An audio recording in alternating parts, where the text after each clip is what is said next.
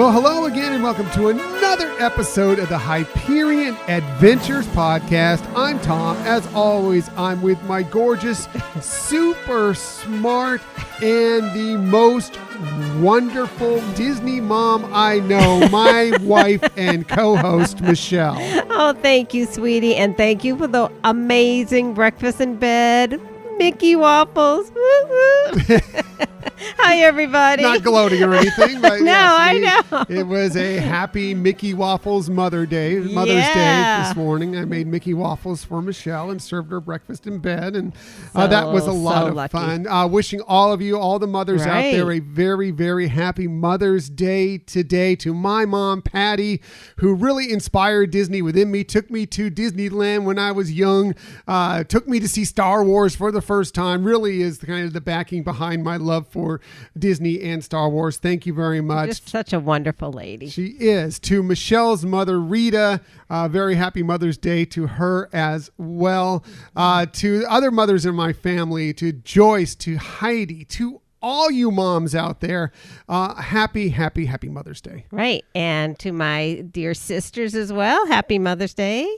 And as they say, on with the show. On with the show. So, yes, we are recording this on Sunday, May 10th, 2020. It is Mother's Day. However, this episode is not going to focus on Mother's Day, mostly because Michelle did an excellent job just about a year ago doing a Mother's Day episode that we were not going to top this year. If you want to go back and listen to it, you can find it on episode 50. Mother's Day, the Disney Way is the way it was titled. Michelle took over and did just an amazing job with that show. We talked about I think there were some mom songs. Right. There were things that how to treat mom on Mother's Day. Right. It was just a really great episode, and it really should go back and check it out.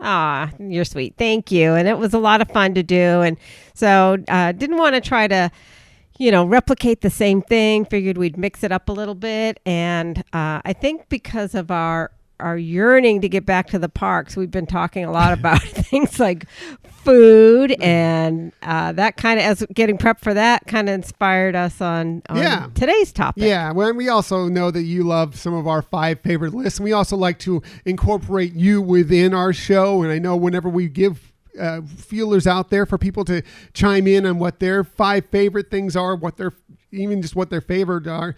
You all take part and do so really well, and we really appreciate you coming on, and we will have some of your viewpoints on this topic today as well. We appreciate that you join us today. In the future, you can find us most everywhere you get podcasts. However, the very best place to find us is on our own website, HyperionAdventurespodcast.com.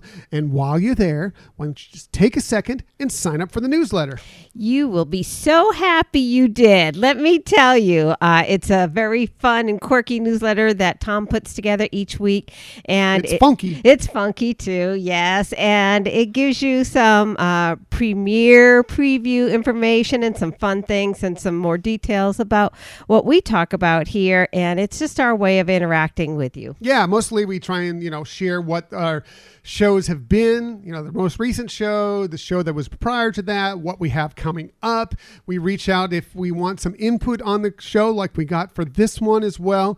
And then sometimes we drop some interesting news on you. And I'm just going to tell you right now, if you sign up for the newsletter, you're going to hear something about some interesting news we have coming up this week first when we drop it on Tuesday. So if you want to know that before we put it out anyplace else, you should sign up for the newsletter. Yes. As I said, you will not regret it. And no fears. We don't do anything with your email. We're not collecting it for any reason other than to send you the newsletter. That is exactly it. We just want to stay more in touch with you, our Hyperion adventurers. We also love being interactive with you on social media. If you want to connect with us and follow us and have some fun out on social media, you can always find us on Twitter at Hyperion Podcast, Facebook, Instagram, and Pinterest at Hyperion Adventures Podcast. And if you ever want to email us for any reason, whether it's just a question, suggest a topic, whatever the case may be, you can always hit us up at HyperionAdventuresPodcast@gmail.com. Yeah, it's a great way for you, as Tom mentioned, to get in touch with us and give us some feedback. And another great way to give us feedback is through a review, whether you just do a star rating or an actual review review. It's always so very much appreciated. We do look at those every single week, and we appreciate it when they come in. But mostly the easiest way to tell people about this show is just tell your friends that you like the Hyperion Adventures podcast, that they should give it a listen. That is the most simple way to get the word out about this show. As for today's show, we have lots of stuff for you, including we're starting to see some things reopening, and that includes Disney. That's exciting. Ooh. We'll talk about that. And we have a very special bonus episode that will be on your way tomorrow. That's right. We are going to be back-to-back episodes. It's not going to be your typical episode tomorrow, but we are going to have a bonus show coming your way tomorrow. And that's because we have the opportunity to talk with someone who had to deal with Disney reopening in troubling times in the past. And we'll kind of ask him about Disney reopening now and what they're going to have to go through. And we think it's going to be an interesting conversation and a timely one. So we didn't want to put it off. We got to schedule this interview for tomorrow morning. We didn't want to wait a week to get it to drop it on you. So it's going to be a special bonus episode. Yeah, we're really excited and honored to be able to have secured this interview. And I know you all are just going to really be thrilled with the information that that is collected during that interview. Yes, it should be very interesting. So, obviously listen to this show and then listen to that show, or vice versa, whatever the case may be. But it's going to be a fun day, and we're going to have some interesting information coming for you tomorrow. As for today's main topic, yes, we are back to our 5 favorites list. We have another 5 favorites episode. And as Michelle was talking about earlier, we tend to get a little hungry, maybe craving an adult beverage here and there. So what better place to do that than a Disney lounge, right? Exactly. And not just for an adult beverage. These lounges, at least the ones I've picked, and I know our lists are sometimes have some variations in how we interpreted the discussion. That never happens. But some of them, they're just great atmospheres, or great ways to get together with people. And so this is a fun topic. Yes, I think it's a very fun topic. And it's some of our favorite places to visit when we're either at the Walt Disney World Resort, the Disneyland Resort, Disney Cruise Line, whatever the case may be. So let's get to it. Here is our 5 favorite Disney lounges.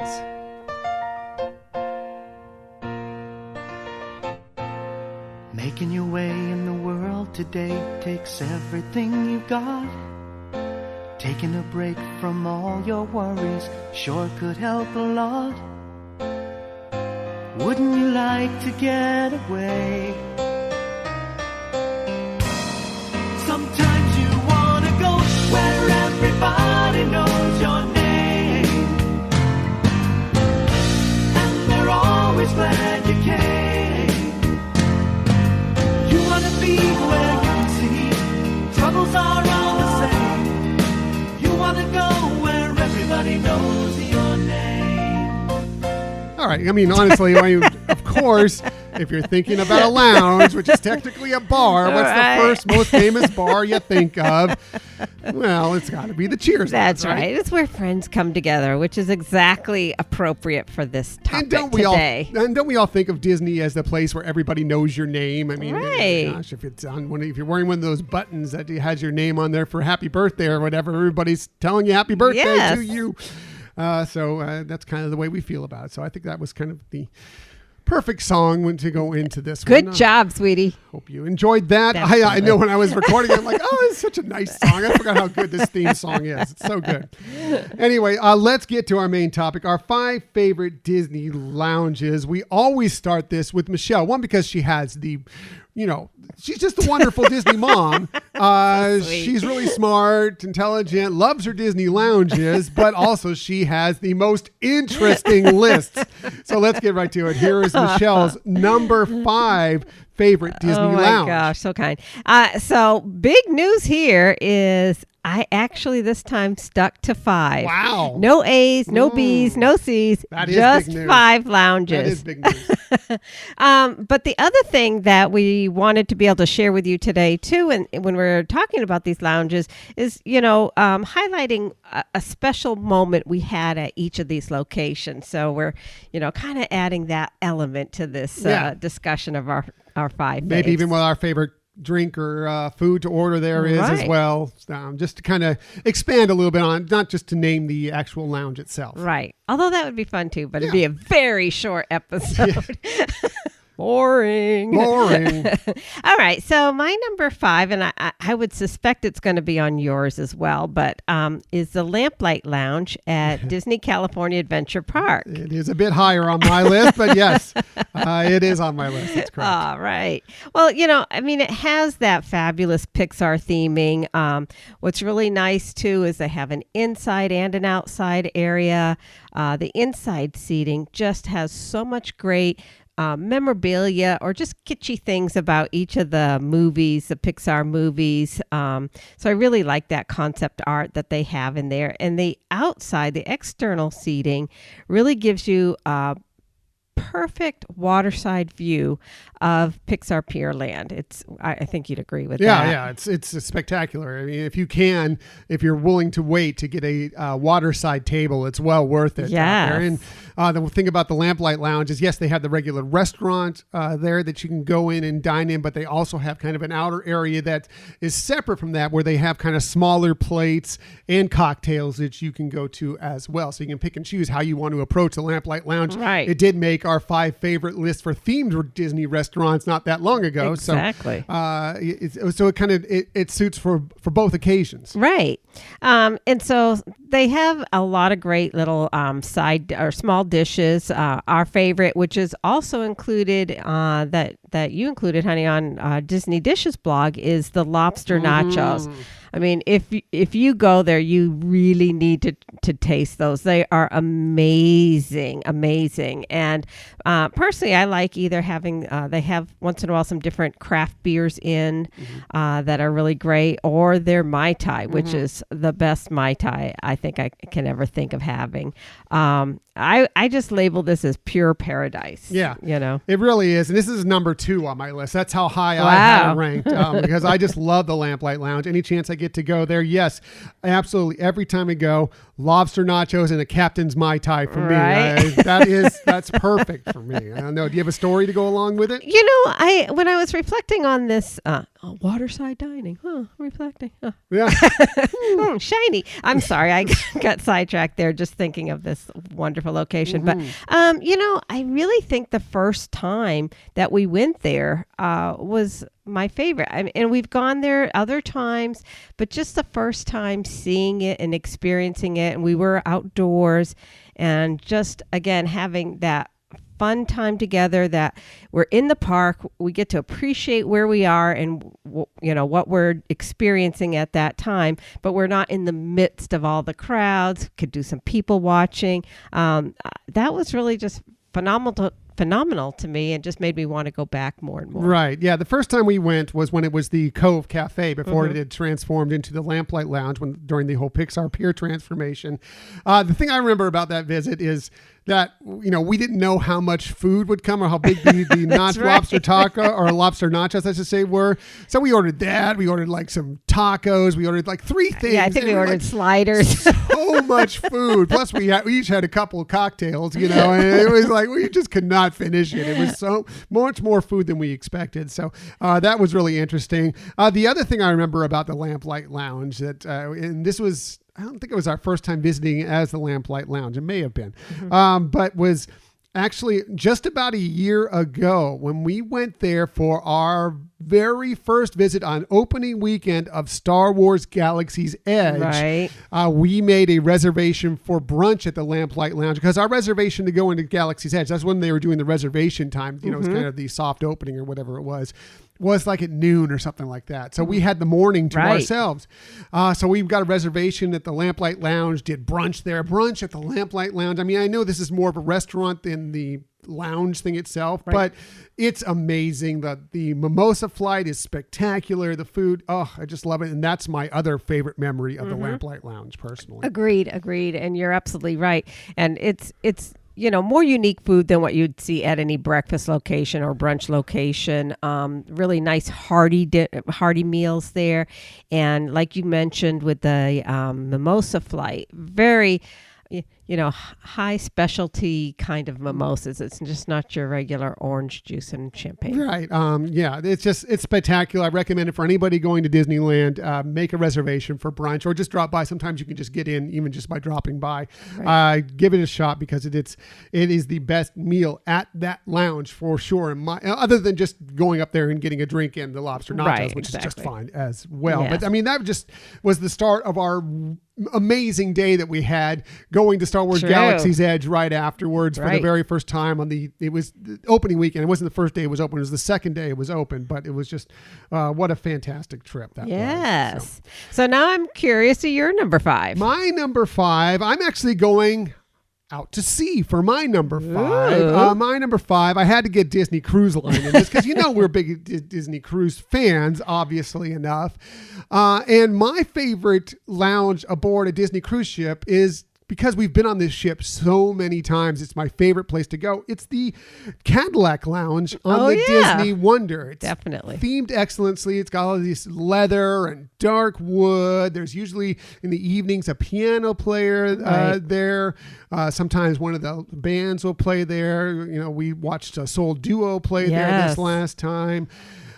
Just one of my favorite spots to go by there. If I'm there, I'm probably going to try and order something off the sommelier bin, which is, I don't know if you know what that is, but if you go there and they'll have like a price for like $10, okay, and it'll say sommelier bin. And you just say you want a red, a white, or a sparkling. And if they happen to have something open, they may not. They may not have something open. But if they do, they will serve you something. And it could be anything from like $20 a glass. Right. It will never be worth less than what you're paying for. Right. A lot of times you're getting this spectacular glass of wine or champagne for a portion of the price. Exactly. It's really great. As far as my favorite memories from this spot, well, it started with when our first trips to actually get to try concierge. Right. Because before they had the actual concierge lounge aboard the Disney Wonder, when you do concierge, one of the things that's great about concierge is when you get on board, they escort you and whisk you away. Now it's to the lounge. But before, it used to be they'd whisk you away to meet with your concierge in the Cadillac Lounge. That's true. I forgot about that. Yeah, and they would have snacks there and cocktails for you, and your concierge would come and meet with you personally and talk about your itinerary and what you're going on. If there's anything you want to add, sometimes someone from Palo would come by and ask if you want to get some extra reservations for Palo, which of course you do. It just was wonderful. As far as the way it is now, our most recent sailing, we had an evening where we went in there, as we talked about, Soul Duo, who's just this cute little two-piece band, husband and wife team. I believe they're husband and wife. Yeah, anyway. and super talented. Yeah. Oh my God, these people each of them played like a million different instruments. Multiple instruments. We went in there, had a nice I think you had their specialty gin and tonic, which was like this crazy gin and tonic. Fancy. I had a really nice glass of wine. And the interesting thing was we were sitting there and we're just watching the band play, and it was just totally enjoying it. The band actually included the bartender into some of their numbers. He was playing harmonica over on the bar, and it just made for just this fun, wonderful evening. Right. I mean, it is a small kind of a lounge. And like you said, the decor is beautiful. Behind the bar itself, it has this setup that actually looks like the fender of a Cadillac, from, I don't know, I guess the 50s or the 60s, I would imagine. So it's really striking to see that. And like you said, they do, when you go there, when there is entertainment, they do try to, get the room involved or engaged. Not necessarily, it's not sing along or whatever, but just to appreciate, sometimes give their requests for songs or whatever. And yes, you're right. That time on this past sailing, they played a Beatles song. And when it came to the harmonica part of that song, the bartender was actually playing as well. And I mean, the place just adored it and loved it and roared. It was so much fun. And you're right. That lounge can be either something that's just, okay, end of your evening, relaxing before you head to bed, or it can just be real fun entertainment as part of your evening entertainment. Right. There's lots of great lounges on all the Disney ships. You have plenty to choose from. That just because it's our favorite ship and we've had many opportunities to enjoy it. That's why it made my list as my favorite. But there's so many, and we're going to have some of our listener choices as well. They're going to name some other ones. So when you actually get to go on a Disney cruise or your next Disney cruise, some of those you'll want to check out as well. Yes, indeedy. So that's my number 5. Let's get to Michelle's number 4 favorite Disney lounge. Okay, so my number 4 is the River Roost at Port Orleans Riverside Resort. Yeah, I you know what? This one skipped my mind. It came to me this morning that it should have been on my list. So I was gonna, since I had already made my list out, I was gonna make it an honorable mention. But I'm glad you brought it up. Yes. Oh, thank you. Especially when they have Yeehaw Bob there. The lounge itself, it's really just quaint, and it has a lot of beautiful touches that are, reminiscent of New Orleans. And for example, they have beautiful woodwork and ornate mirrors behind the bars. I mean, that's one thing about Disney.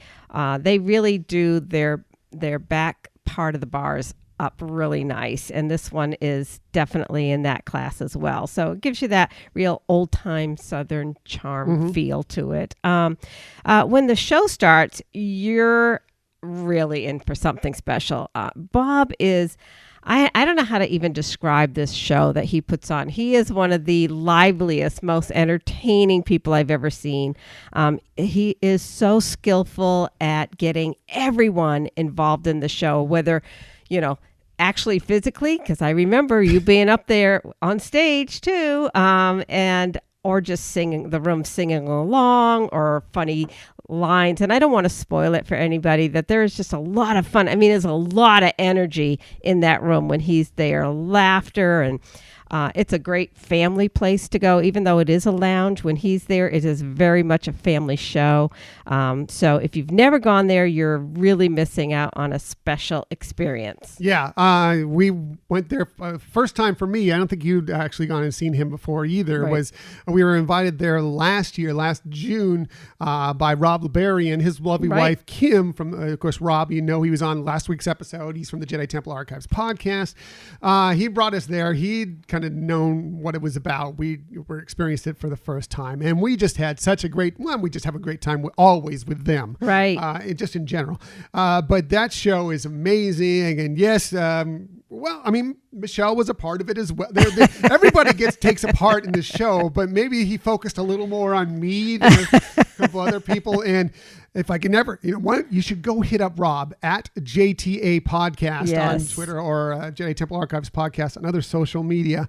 Somewhere he has video of me running around like a maniac in that bar, inspired by Yeehaw Bob. Right. You should ask him if he'll release that so we can all have some fun with that. But, and I have pictures too. Yeah, it's a great show. Definitely go check it out. We'd go check it out again. As a matter of fact, some of you out there, when we meet you at the parks, we'd love to meet you there, because it's a lot of fun. Yeah.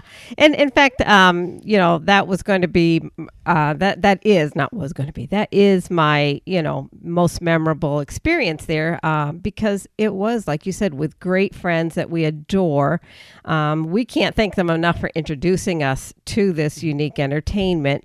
And like you said, a lot of great pictures and videos. I mean, like I was mentioning, Bob, before the show starts, he goes around to the tables, and it's interesting how he will pick the name of somebody, and he'll remember that person throughout the show. And it's amazing how he can do that after doing so many shows, how he can remember names. It's incredible. Exactly. So it is fun. And again, really a huge thanks to Rob and Kim for introducing us to this amazing location. And speaking of Mother's Day, my mother was with us on that trip at that show, and we all had a lot of fun together. Yes. The whole group of us. Exactly.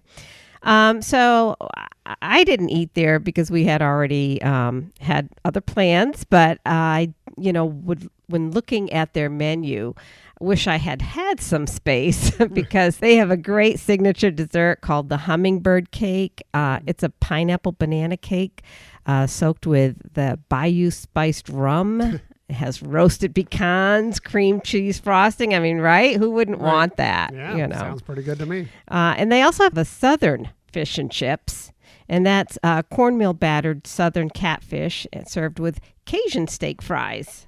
So, it's a spin on fish and chips. That sounds yummy, yummy. Yeah, I remember they have a good beer list, a good beer menu there, and I enjoyed a couple of brews there with Rob and Kim and my mother. Exactly. So, yeah, it's a fabulous place to go, even if Yeehaw Bob isn't there, but it puts it way over the top when he's performing. Agreed. Like I said, I'd forgotten about it right off the bat, but I was going to add it in because I just didn't feel like changing my list at this point. Right. Because when it came to me this morning, I was thinking, oh, yeah, that should be on my list. We'll just do an honorable mention. I'm glad it's on your list. So thank you. Really discuss it in detail. Well, and how many times do we say our list today is not going to be the same as tomorrow, and et cetera? So how about you, number 4? Well, my number 4, I'm actually stealing kind of a page out of your book. And I have a 4A and a 4B. I'm mostly going to mention 4A because I have a feeling 4B is going to be on your list. So if for some reason it's not, which I can't imagine it's not, I'll come back to it later. But 4A for me is the Geyser Point Bar and Grill at the Disney Wilderness Lodge. Nice. Yeah. I just love the ambiance of that place. It's all open air. It's right on Bay Lake, so you can sit out there and just watch the friendship boats go by and just enjoy the ambiance of the whole space. They have some, if you want to just grab a burger and a beer, they have really great menu for sandwiches and stuff, kind of your typical pub bar. Right. Bar and grill type food. Their beer list is excellent. If I was there today, I'd probably be getting the Elysian Dragon's Tooth Stout. Right. Is really good. Yes. Enjoy that very much. As far as my favorite menu or memory of that place, I still remember one of the days we're on the West Coast. Okay. So a lot of our flights going into Florida, into Walt Disney World, are red eyes going in a lot of times. So, we'll get there in the morning, go and check in our hotel or resort or wherever the case may be. It's probably our room isn't ready. So then we'll go head off to Magic Kingdom or one of the parks and do whatever, come back. I remember this being the case with one of our trips. We were actually staying at the cabins at Fort Wilderness, checked in. It wasn't ready. I think we went to Magic Kingdom or whatever, came back, went to the Wilderness Lodge, went to Geyser Point, had a burger, had a beer, right in the middle of it. Our room was ready, went back and, just tummy's full, nice feeling because we'd had a beer or two, went in and got a nice nap. That's right. It was the perfect way to start a day at Walt Disney World. Yeah. When you have to red eye in anyway. Right. Trying to get every second of the park time when we do that. Yeah. Right. No, you're right. And that was an amazing time. And we've always, every time we've gone back there, we've enjoyed the food, the service. Like how the fact that you can, if you want a preferred seating, like one that is facing the water, you can put in that request. If it's not ready immediately, they will text you when it is, and so you can then just walk the grounds or whatever while you're waiting. And another place to really have that ability to somewhat detach from all the hustle and bustle, but still know you are there at Walt Disney World. Yeah, and a lot of these lounges that we're going to talk about, I think that has that part of them where it's not, some of these are, they're going to be crowded lounges. They always are. That's the way they are. But there's other places like this that just, you're there and you're enjoying yourself, but it's that kind of that step away from the parks and the crowds, and you just get a moment to just kind of breathe and relax. If it's, it's the 10 months out of the year where it's really hot in Florida, cool down for a little bit and sit and get off your feet from walking miles at the parks or whatever. It's got that kind of thing. It's just relaxing too. It's got the couches and, padded seating and things like that. So it's just a really nice, charming place to go. It is. It's a really charming place to go. And that's why it's my number 4A. I'll get to 4B if I need to later. All right. But let's get to Michelle's number 3 favorite Disney lounge. Okay, so my number 3 is back here on the West Coast is Trader Sam's Enchanted Tiki Bar. That was my 4B. See, I knew it was going to be on her list. So for me to be able to have Geyser Point in there, that's right. I put it off. So good. Perfect. That couldn't have gone better. I know, right? Wow. We don't compare lists ahead of time. That could not have gone better for me. So Excelente. So, we've been to the lounges on both coasts with Trader Sam's theming and, Grotto at the Polynesian Resort. Yeah, exactly. And they're both fabulous. Just in my personal opinion, I kind of like the feeling of the one at Disneyland. I feel the one at Disneyland feels much more like a real dive. It just has that kind It's a little smaller, to me, in my opinion. Yes. So they have, just like at the Grotto at the Polynesian, they have an outdoor area as well, which isn't the same.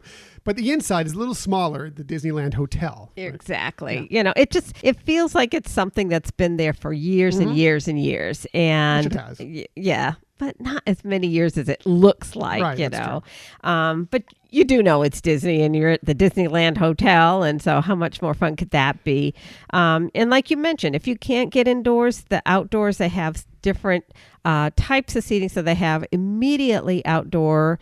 They have some tables and chairs, some with couches. And then they have just a little bit further beyond that, but still within view, is a giant outdoor fireplace that they have really nice lounge seatings around there as well, outdoors. So you have a lot of opportunities there, even if you can't get inside. They have updated their menu, and it is again all small plates. I think we talked about that when this was on my list for restaurants. I know they used to have some fabulous mini tacos and lettuce cups, which are still available on the East Coast at Walt Disney World, the Sam Grotto. But looking at the newer West Coast menu, I think next time we go, I'd probably try something like the Angus Hawaiian cheeseburger. It has grilled pineapple, applewood smoked bacon. They also do have a salad. They call it the Little Gem salad and grilled salmon.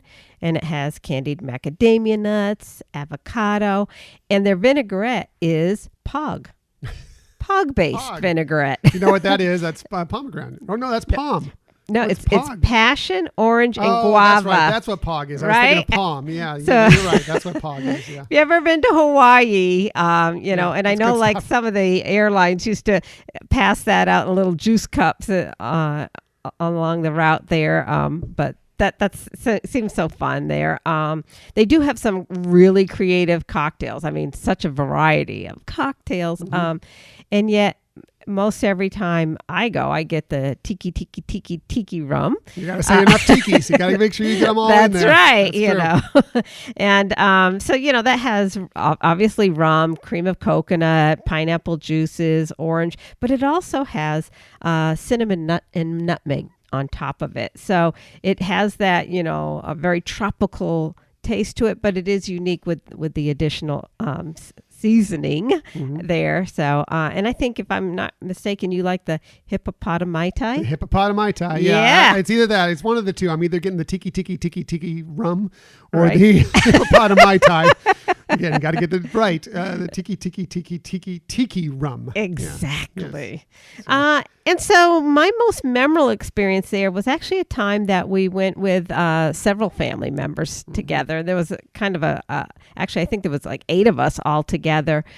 We did sit on the outside. We had a Getting 8 people inside. Right. Trader Sam's, Yeah, not really easy. And you're not gonna be able to talk to each other and everything. I mean, we did go inside and check it out for a while, but to actually have some food and drink, we did great at getting a table with actually the couches, and so I remember they did have somebody playing Hawaiian music there, live Hawaiian music, and just being together with family with some fun food and great drinks, and just remembering tons and tons of laughter. So,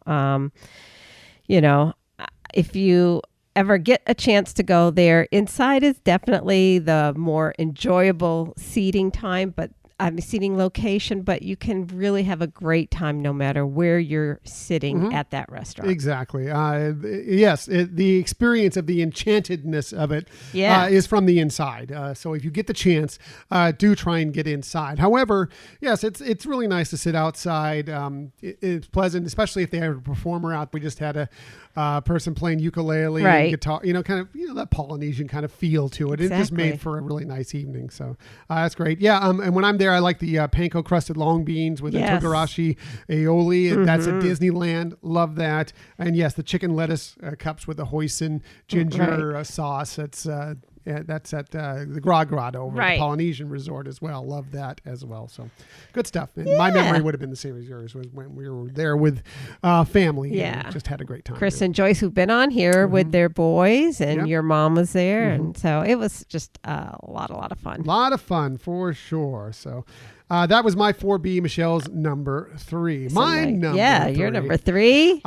This would actually probably been my number 1 about a year ago at this time. However, it's dipped slightly, unfortunately, and that's a little disappointing, but we still love it just the same. And that is the Alfresco Tasting Terrace at Disney's California Adventure Park. Yeah, that made my list. That's actually number 2, and kind of the same thing that you were describing. But go ahead and tell us about it. Yeah. So like I said, last year at this time would have been number 1. However, they've changed the menu a bit. Some of our favorite items aren't on there anymore. And we still like a lot of their food, but it's just not as great. Also, it's now annual pass holder only. And because of that, it used to be this great spot that was kind of hidden that no one knew Right. about. And you could just walk up there and get this beautiful table, kind of, again, a place where you could detach from the park. Yes.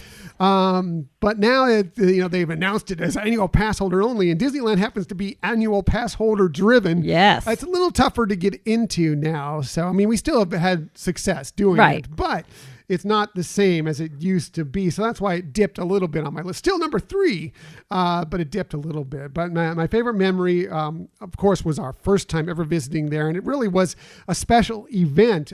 We did a Fess Parker wine pairing lunch.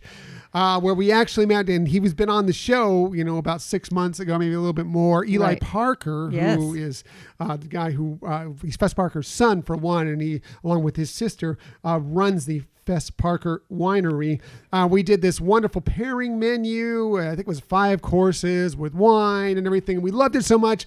We did it again. We did it twice. Right. We signed up and did it again because it was so great. Right, exactly. They were having a couple of the, these tastings together, and so you're right. We did do them twice, and that's the same memory that I put on there too. It was just so phenomenal. I think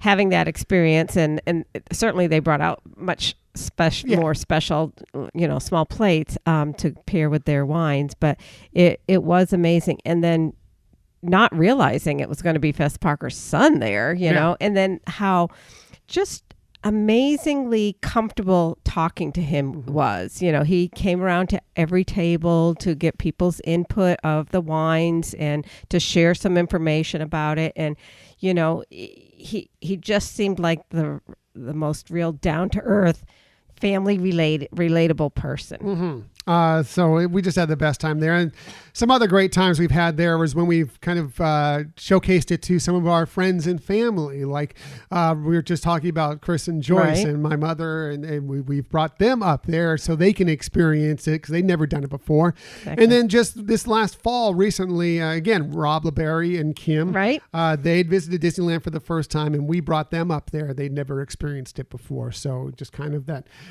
we love sharing that location with them. Especially when it was a little bit more, not exclusive. It's I guess technically exclusive now. It's not really, but it was just kind of more of this hidden gem that used to be there, and so it was fun to, bring people there that may just walk by it, which most people did in the past before it was kind of notated as an annual pass holder destination. Right. It has, it's a small location, so it does have that kind of quaint feel. What's really nice is it is that open air kind of a lounge. It has vines growing overhead as the ceiling. So you really it's upstairs, right. It's elevated upstairs, away from the, kind of the park a little bit. But you can really, again, great views. Depending on where you're sitting in the lounge, really great views. Some of our favorites have been, where you can look out over at Cars Land. Sometimes you can pick up some of the songs from Mater's Junkyard Jamboree attraction. But again, you get that sense of, hey, I'm at Disneyland, in this case, California Adventure Park, you're in a very special place, and yet you're not in the midst of all the hustle and bustle. You're getting a chance to, have that bird's eye view of it and really get to enjoy where you're at and the experience that you're at. Yeah. And I agree that, like I mentioned, that was my favorite memorable time there. And, even though it is a location that is more known because it is an annual pass holder location, at least one person in the party has to have an annual pass. The capacity is still the capacity. So it's just that, yes, sometimes you might get there or approach there and find that you're going to have to wait a little bit. But it's also one of the few places that you can really enjoy the Disney family wines. And I think that's one of the things that we really enjoy about that as well. And they have some really fun wine flights, and you can therefore try different ones, and it really is a special place. It is. That's what it used to specialize in. It still is a big part of their menu now. They've added a lot of more craft beers, some craft cocktails, and some other things up there as well. But really, it still specializes in the Disney family of wines. As we talked about Fest Parker being up there, we will order that often. But usually, if I'm up there, you're going to find me with a glass of Gogi Chardonnay if it's a little warm, or it's during the day. Maybe later in the evening, or if it's a little chillier, you might see me with a Frank family Cabernet Sauvignon, which is one of my favorites as well. As far as food there right now, usually the charcuterie board is excellent. It's one of our favorite things. If you go and order one, ask them for extra crostinis because you'll want it and need it, and they're happy to give them to you. I do miss the shrimp and chorizo that used to be there, and the Frito Misto that used to be there, which we would order every time because they're our favorite. But they have flatbreads. They have lots of other great stuff there. It still is a great place. It's just not quite as good as it used to be, but it's still one of our favorite places in any Disney park. Right. And the flatbreads, and what is also nice in this location for us when we're traveling with our son Scott, who has Down syndrome, and sometimes that hustle and bustle can get a little bit too much, and we like to bring him up there as well because it is, again, it's a more relaxed kind of atmosphere, so he can get to feel that settle down. Sometimes so relaxed, sometimes he just conks out on the couch there. It's pretty funny. It is pretty funny. And, for him, the flatbreads are great pizzas. So he's got good taste. Yes.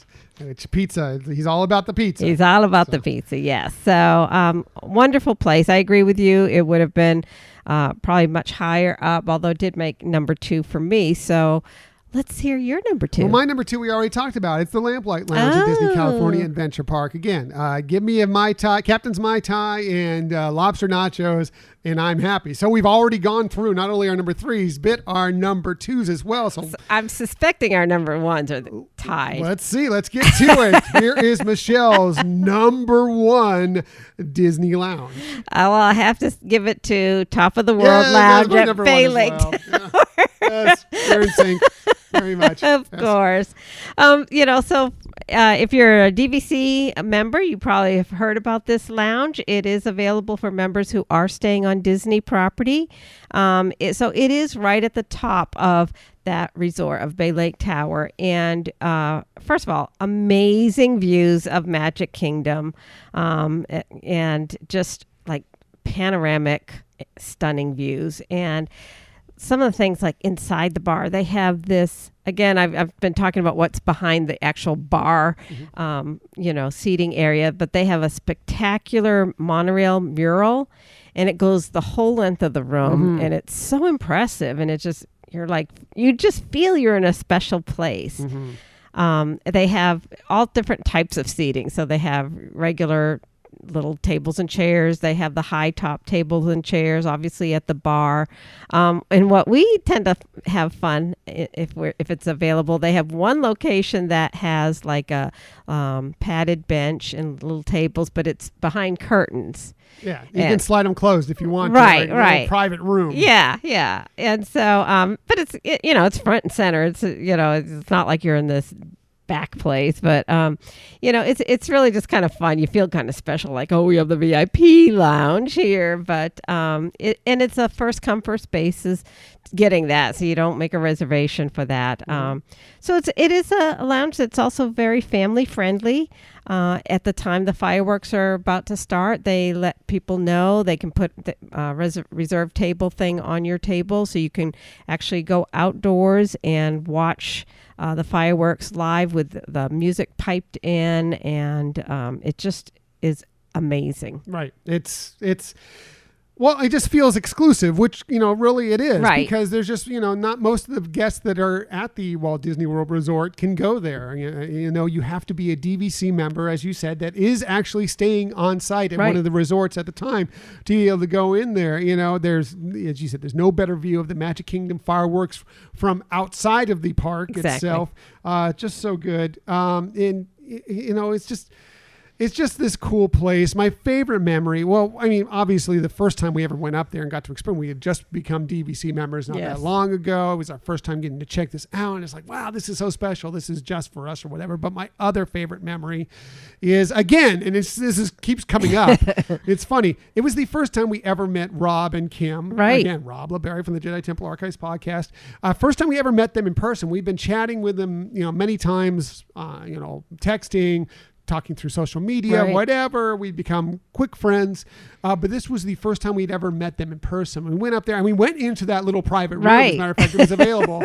And we just sat up there and talked with them for hours. And it was just such a wonderful night, having a little food, having some cocktails. And it just was the very best time. I agree. It was an amazing time being able to experience that with them. And it's so funny. I know this is going to sound corny, and you can edit it out if it's too corny. But, when I left there after that experience, I just felt like, oh, we have new friends. And not that we don't make friends, but it felt more like when you're in grade school and you make a new friend.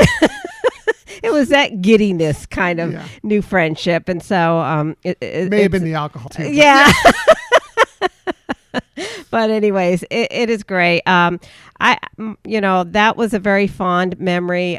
Another one that I found that was I cherish also is going out there once and taking my mom. Just her and I went up there, especially. You've taken your sister and brother-in-law right, out there as well. We've taken different people. But the time with my mother was just a real nice, it was one of those things that everything clicked well. We were having a great time. The service was amazing.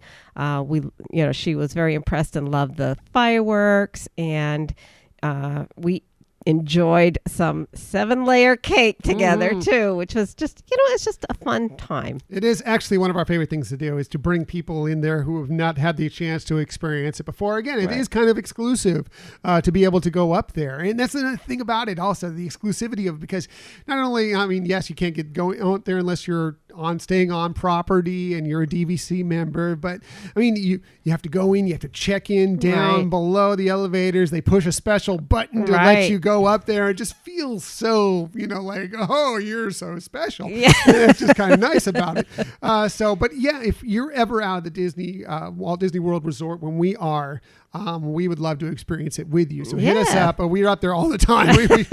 Especially if we are actually staying in Bay Lake Towers and we don't have to travel anywhere afterwards. We're up there fairly regularly. And we would love to bring you along. As far as what we'll have when we're up there, usually it's just like the alfresco tasting terrace for me. They specialize in the Disney family wines there as well. So you'll probably see me with a Gogi Chardonnay or a Frank family Cabernet Sauvignon. If I'm looking for more of something along the lines of a cocktail, I love the Bay Lake Sunset, which is vodka, coconut rum, pineapple juice, and grenadine. And yes, the 7-layer cake is spectacular. Yes. The cheese board is very good as well. I love the cheese board. It's excellent. Yes. So. And another fun cocktail they have there is the Monorail Yellow, which is good.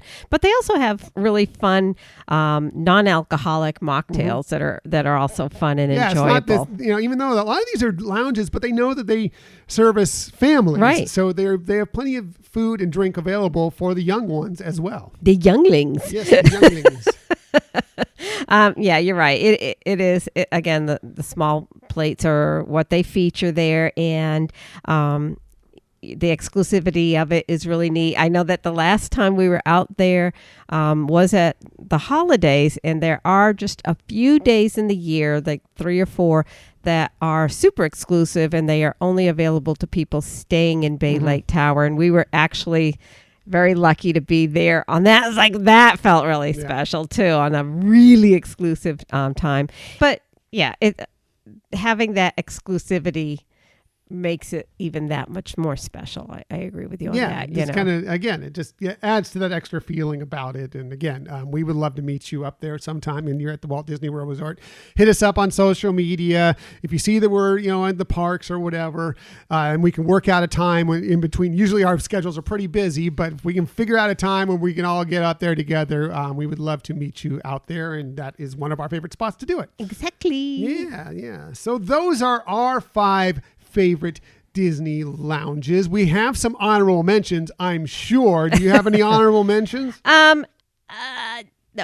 No. I do. I didn't prepare. Oh my goodness.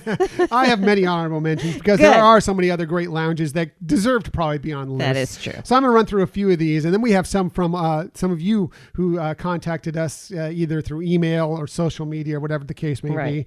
As far as honorable mentions, I'm going to go with the Carthay Circle Lounge at the Disney California Adventure Park. They have great cocktails there, and it has a really great feel. It's another one of my favorite places. If you can't get into the Lamplight Lounge or the Alfresco Tasting Terrace, probably our next shot will be to try to get into the Carthay Circle Lounge. Again, that is tough to get into at times. There usually is a line. If you go by there, you'll see this line outside.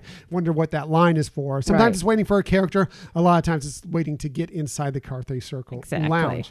The Meridian Lounge on the Disney Fantasy and Dream is a great place, kind of in between Palo and Remy. That is it's a really nice bar and kind of gets away from the rest of the ship, and it kind of feels like more exclusive, kind of this more private place. That's a great place for a cocktail. And you can usually get in there pretty easy because people think that is the waiting area for Palos or Remy, so they tend to shy away from it. And even if you happen to have a reservation at Remy or Palo, it's nice to maybe start your night in there, have a cocktail, and then head in afterwards. The Nomad Lounge at Disney Animal Kingdom Park, that's a great spot. Yeah, I was kind of actually surprised that one didn't make your top 5. It nearly made my list. It was on there. I know it's going to be on some of our listeners' lists. It really is a really wonderful spot. Great food, great cocktails, and just a nice place to take a break when you're kind of going through the Animal Kingdom Park. The Topolino Terrace Lounge is one of the new places that I really like. Another great place to go up in the evening and watch fireworks. You can see the fireworks at both Epcot and the Hollywood Studios up there. It's way up high. Really a great spot. That's at the Disney Riviera Resort. Oga's Cantina, it can get a little crazy in there. It can get a little hectic, and that's why I didn't make my list, is because sometimes it seems a little. You seem a little rushed and a little, but it's really still, the ambiance of it, the cocktails are good. Right. I still enjoy it very much. So both at Disneyland Park and Disney Hollywood Studios at the Walt Disney World Resort definitely deserve it to be at least an honorable mention because it is enjoyable and it's, Star Wars to the core. Definitely. So, a lot of fun. So let's get to some from some of you out there that you sent us. And the first ones to hit us up, they did this. They subscribed to our newsletter. So when we put the heads up out that we're looking for people, they emailed us right back, and that is Nate and Serena, the DVC duo. You can find them on social media at DVC Duo. Go check out their blog at dvcduo.com. It's great. They're doing some recipes, which hey guys, Disney Dishes blog. Everybody's stealing my thunder nowadays. Between first it's Disney and now it's DVC Duo. Just kidding, guys. I love it. Appreciate it. They say, hey, Tom and Michelle, we hope you're both doing well. First and foremost, thank you, Michelle, for everything you're doing on the front line. Aw, thank you. Yes, thank you, Nate and Serena. Very sweet. Yeah. Here's our top 5 list of Disney lounges. Number 5 is the Top of the World Lounge. Yeah. Great drinks and views of the Magic Kingdom. Number 4 is Enchanted Rose. That's one I forgot to put on honorable mention. I like the way what they've done with that. Right. They say that's when we're feeling a little fancy, which every time you go into the Grand Floridian, you got to feel a little fancy when you're going in there for sure. The Cruise Cup, it reminds us of New England roots, and they have a fantastic burger, they say. I've never been there, but I'd like to check that out. Yeah, it's been a while. I've been there, and it is just, it's one of those nice, relaxing places to go and still feel like you're in a very, very special location. Right. Yeah, so you definitely want to check that out. Another place I've never checked out, but I feel like I want to, is the Abracadabra. Oh, yeah. Yeah. They say the solid classic cocktails there. And the number 1 spot is Trader Sam's. Enough said is what they say. So, yeah, great list. Thank you, Nate and Serena. Thank you for the really nice notes there. Justin and Samantha Monorail also hit us up. You can find them. They're from the Monday Morning Monorail podcast. You can find them on Twitter at Morning Monorail. And I think this is mostly sent by Justin, but he gives drink favorites from both of them. Nice. So, he says, oh boy, now this is exciting. We'd love to share a drink with you all at the below locations. And we agree with that. Yes. Hopefully coming up very soon. Number 5 was Geyser Point. Mm-hmm. Again, one of our favorites. It says, my fave place for pina colada. And Ooh, Sam, good to know. Yeah, and Sam usually takes a Bullet Old Fashioned. Nice. Very cool. They also like Jock Lindsay's Hangar Bar. That's at Disney Springs. He says, give me Reggie's Revenge. And Sam always enjoys Jacques Old Fashioned. I seem a trend from, thank you, Yeah. From Sam there. Number 3 was Oga's Cantina. I find the T16 Skyhopper interesting, and Sam is a fan of the Jet Juice. Yeah. Try the Jet Juice. That is Jet Juice for sure. Number 2 is Trader Sam's. I take the Tiki rum. And Sam's drink is the Dark and Tropical Stormy. Nice. And number 1 is the Nomad Lounge. I knew they'd have the Nomad Right. Lounge as their number 1. They love the Nomad Lounge. I go for the Snow Leopard Salvation, and Sam loves the Tempting Tigress. Ooh. He also said honorable mention to the Enchanted Rose. It's very nice. I like the Lavender Fog, and Sam loves the Seasonal Old Fashioned. Again, the Old Fashioned trim for Sam. Nice. Thank you. And Samantha Monorail, very happy Mother's Day to you. Right. And that's a great list. I love it. And one of the things made me think of when we were talking about our list with the Trader Sam's and Sam's Grotto is there are different drinks at the two different. Right. Some are the same. Most are the same, but there are some There are different couples- drinks, just like there's different menu items. Right. So, it's worthy of trying both on Very both nice. coasts. Very nice. I think you have some over there as well. We do. So from our good friends, Keenan and Rachel, at Part of Our World podcast, and you can find them on Twitter at POOW podcast. They said, our lounge experience is limited, but did you know that Scat Cat Club at Port Orleans French Quarters serves beignets? And that they should get a bump up on everyone's list because of that. Good point. Very good Yeah, point. serving Very beignets, good. That's Yes. not bad. I think I have a feeling Keenan and Rachel, I believe, have plans to head out around Labor Day weekend, I think, to the Walt Disney World Resort. And they're going to do it as an adult trip. They're Yes. not bringing their little one with them. Anniversary. So they may up their lounge game. Yeah, That, so yeah, it'll be fun. exactly. Looking forward to some pictures on that Yeah, one. for sure. Disney Cruise, or DCL podcast, and on Twitter it's at DCL podcast. They gave us their list, which included Geyser Point as well. Mm-hmm. Top of the World, yes. Nomad, a lot of things that synchronize with us. Mm-hmm. And Baseline Tap House, Victoria Falls Lounge, and they said after their last 2 cruises, they've become huge fans of the Meridian Lounge as well. Yeah, makes sense. I get Yeah. that. Totally. Mhm. Great list. Yes. Very good. Very good. You have more there? I do. So John and Camille Cotton, which recently yeah. joined our show. Our show about a month ago. yeah. Right. And they're on Instagram. They have at Vinyl and Disney is one of their Instagrams, and at Disney Bound and Down as the other one. And they said they haven't done Walt Disney World as a family, but soon. So their list is composed of lounges from Disneyland. They put Olga's Cantina is all about the experience, much more than the actual drinks. But they do like to the slug slinger the best. I can't disagree with that one. That's pretty good too.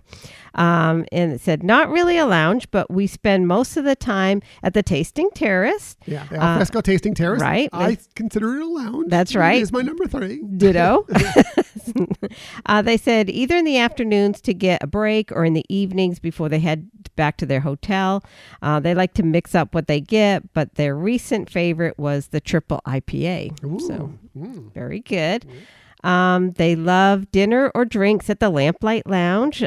No specific favorite drink there, but they do love getting drinks at Carthay Circle. They said sometimes just at the bar, but every time we have dinner there. We're checked in early, have drinks while they wait, and they always start with olive martini. Very classic. That makes sense for the Yes, Carthay Circle Lounge. exactly. And a very happy Mother's Day to Camille. That's right.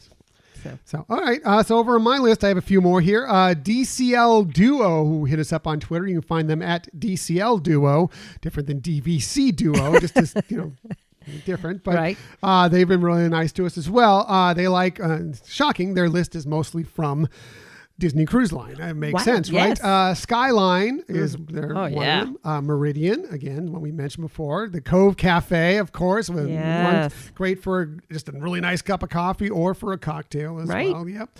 Ooh La La. Nice. yes. It's right up your alley. I know. And O'Gill's Pub on there. Obviously, we're Disney Cruise fans after all, is what they say. And they say there's nothing like a Paris 75 in Skyline or a pre-dinner martini in Meridian, although my favorite is still the Colette pre-dinner at Remy. And I mean, there's nothing better than just dinner at Remy. Remy's Starting it amazing. off with the Colette right off the get-go. Yeah, for Yes. sure. For sure.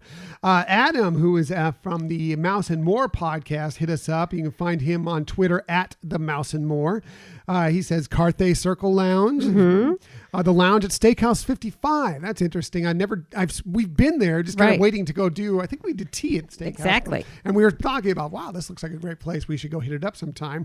We should experience that sometime. Definitely, yes. For sure.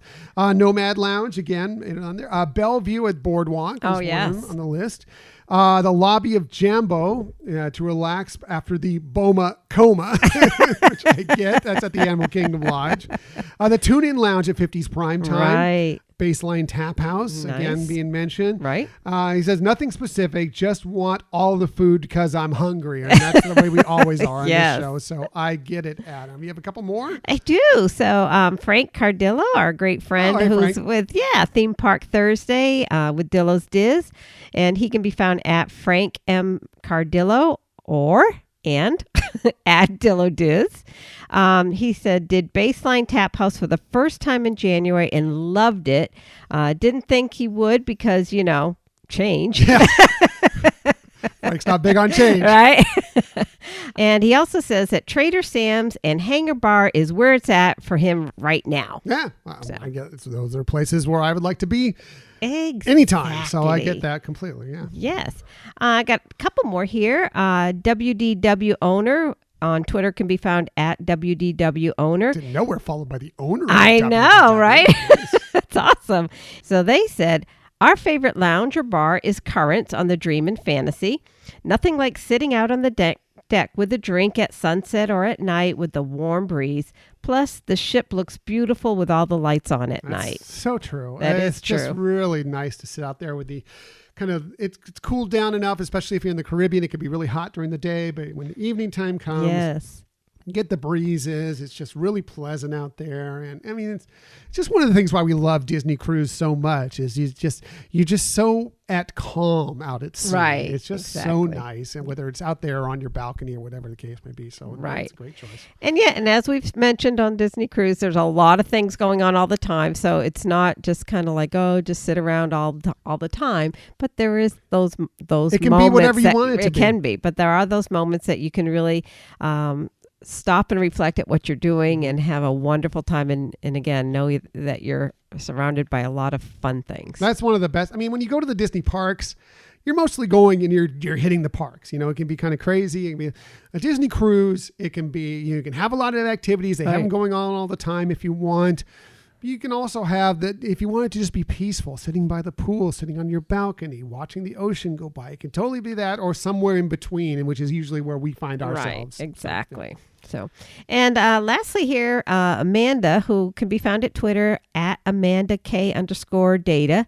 She, like us, enjoys the Lamplight Lounge, and she put perfect view. I agree with that. Thank you, Amanda. Exactly. Yes, perfect view is one of our favorite spots, obviously, since it was on both of our lists. Right.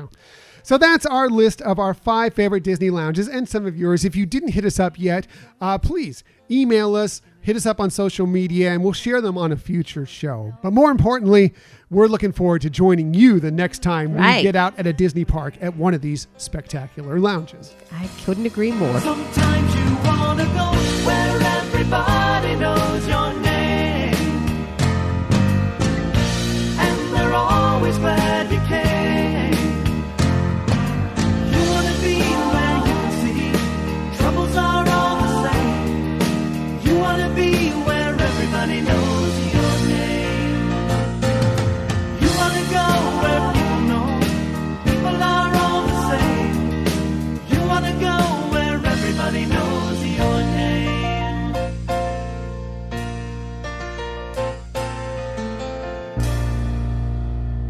that's a lot of fun. Boy, I really want to get back to a Disney lounge sometime soon, though.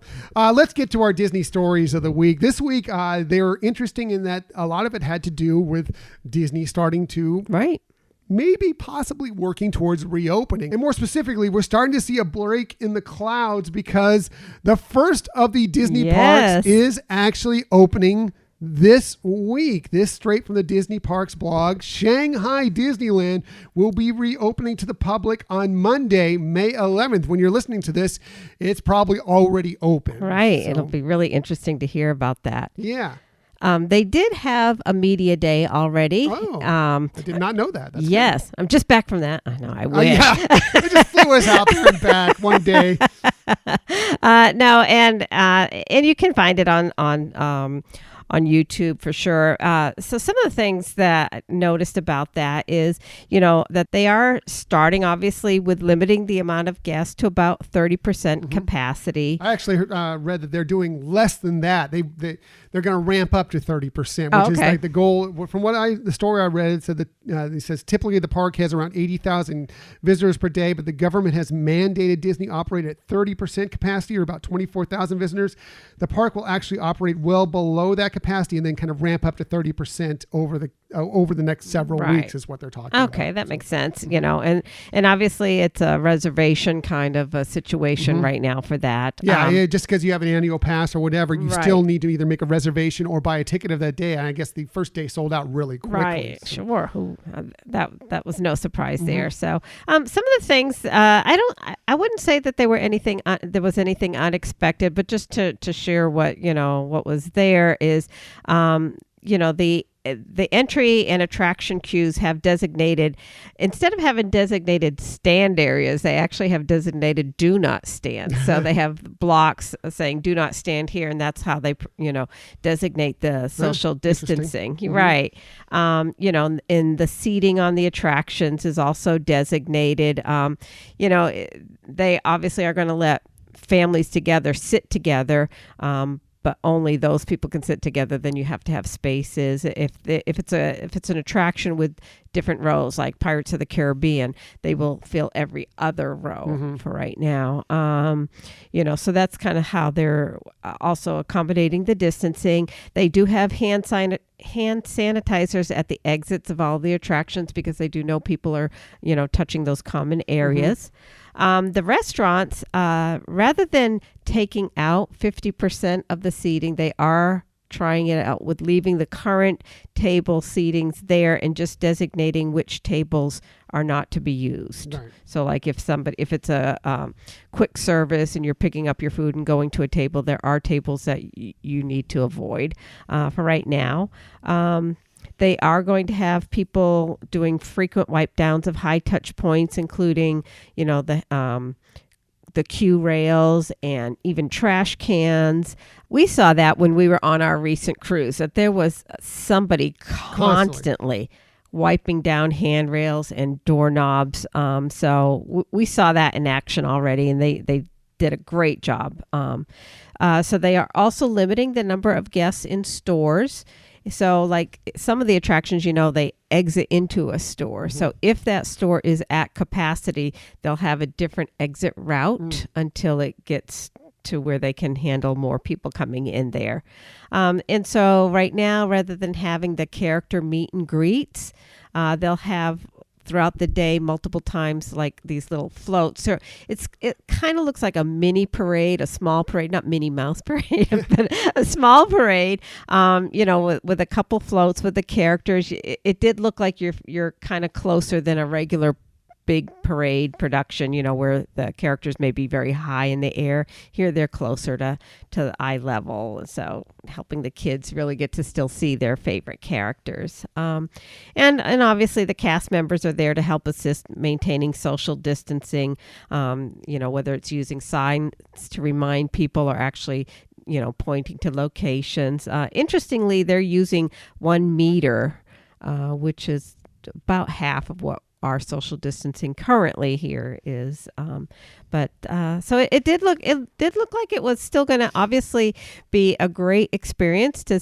go into the park and experience Disney, and just being mindful of some of these current operations. But I thought they did a great job, really planning it out and doing a spectacular job at trying to make this a very safe location. Yeah, probably they could do it at 1 meter because they're requiring all their cast members to wear masks, as well as every guest is wearing a mask. So it's easier to, they're still giving you a little space, but maybe you don't need quite the 6 feet because everybody's wearing masks anyway. Right. So, but hand sanitizer, stations to wash your hands throughout the park, cleaning regularly. They're doing a lot of stuff. They're also checking on people before they come into the park. Right. They have a QR code that's done by the Shanghai Health Organization. That's kind of so they can trace where people have been and if they've been in contact with anybody. Right.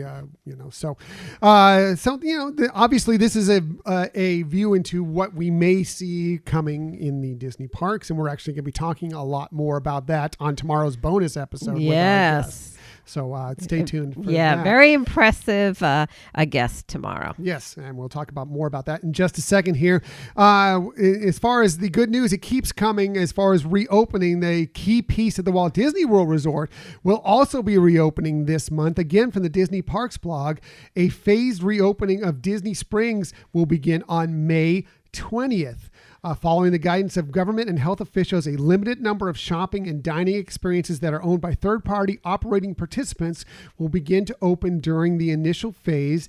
Disney Springs will begin to reopen in a way that incorporates enhanced safety measures, including increased cleaning procedures and the use of appropriate face coverings by both cast members and guests, limited contact guest services, and additional safety training for cast members. So we're starting to see some things starting to, kind of maybe it's, take a look and see how things go. And if that goes well, we can advance a little bit more and a little bit more, but starting with Disney Springs, and that's great news. Yeah, it is great. Very exciting. Yeah.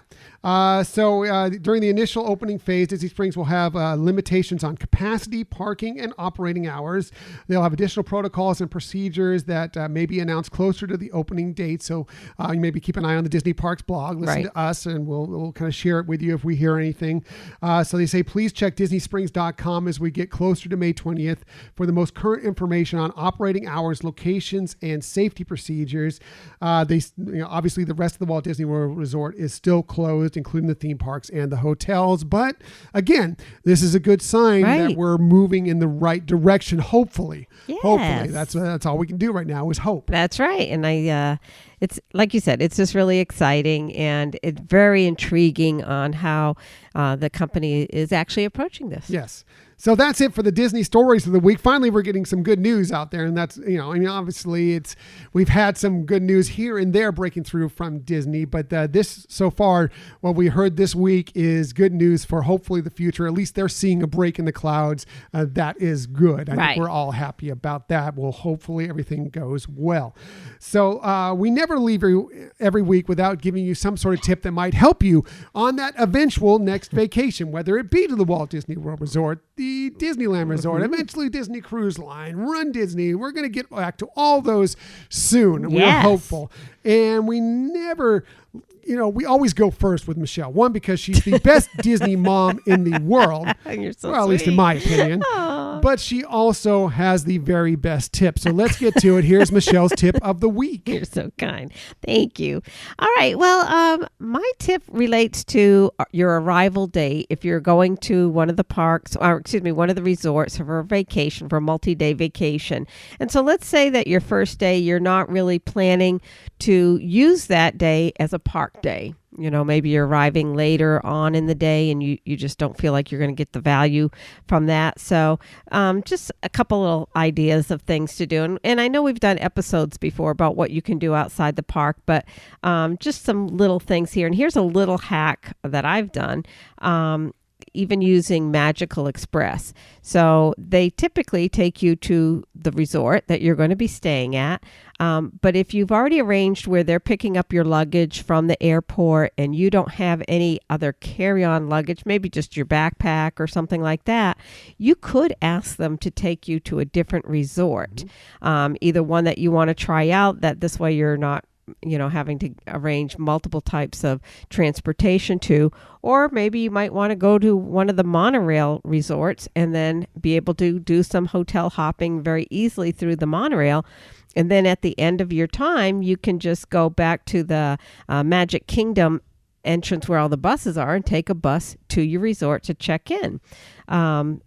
And the nice thing about the monorail resorts, in addition to those and getting to try multiples of those, is it's also an easy way. You can hop on a boat to get over to Fort Wilderness Resort and Campground and check out some of the things going on there. And it's always a nice area. With the Wilderness Lodge as well. With the Wilderness Lodge. And it's just a nice way to, take a walk and just be in a real beautiful setting. And so that way you can, again, get back to your resort pretty easily. Whether if you're in the monorail resort area, you can take those buses. If you've actually taken the bus to a different park or to a different resort, you can either get on like a third party transportation or go through Disney transportation and get back to your hotel in time for check-in. Yeah, it's a great point. I know we talked about earlier how sometimes, because we're on the West Coast, we have to red eye in. Right. And obviously our rooms aren't ready. So what do we do for that time? Well, we may want to go visit. If we have tickets, we may want to go visit to the parks, or maybe we want to go and do hotel hopping, or we want to go to a lounge. I know Michelle has gone and done exactly that thing, taken the Magical Express to the Contemporary Resort and just walked over to Magic Kingdom and rope dropped Magic Kingdom. Because when you red eye in, you're that early. You might as well go ahead and rope drop. So we've taken advantage of those things. It might be a way to go in if you want to do Rise of the Resistance and go try and get a boarding group, take the Magical Express to one of the locations nearby, maybe the Boardwalk or Yacht and Beach Club or whatever the case may be. And then you can just walk right over to the studios, whatever the case may be. It's a great point. Michelle always has the very best tips. She's a wonderful mother and she has the very best tips. Thank you. Now on to my secondary tip, lesser tip. Sure.